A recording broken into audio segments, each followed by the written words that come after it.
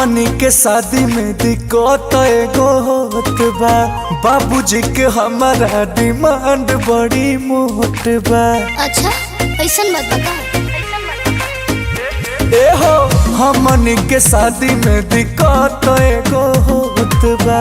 बाबूजी के हमारा डिमांड बड़ी मोट बा। उनका खिलाफ नहीं जाइबू हो।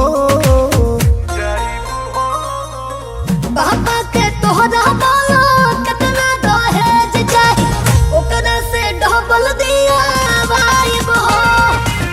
तू हमर सोना हो, हम तोहर जानी हई, तोहरे के दुल्हा बनाइब हो।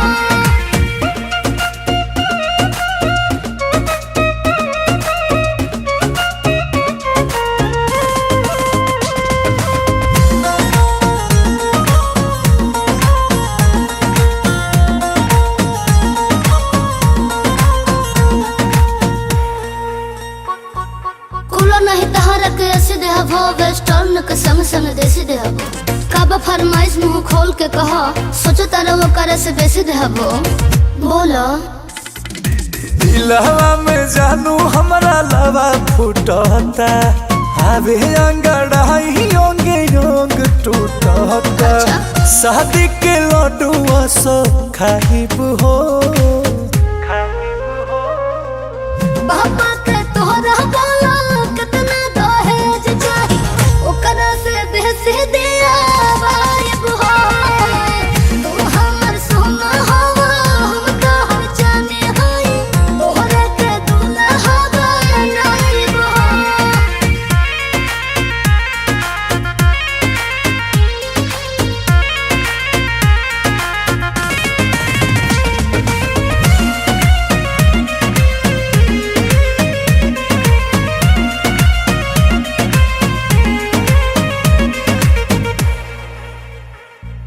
पटना में पापा के ढेर पोर पोटी, केतनो खर्च होई तबो नहीं घट। राजा अंकुश तू बिलीव कर हो, मजा में जवानी बाबू हमनी के कटी।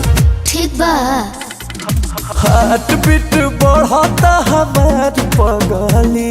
साचो बड़ी बड़े दिलदार पगली। तोहरा ला रिस्क उठाइबू हो। पापा के तोहरा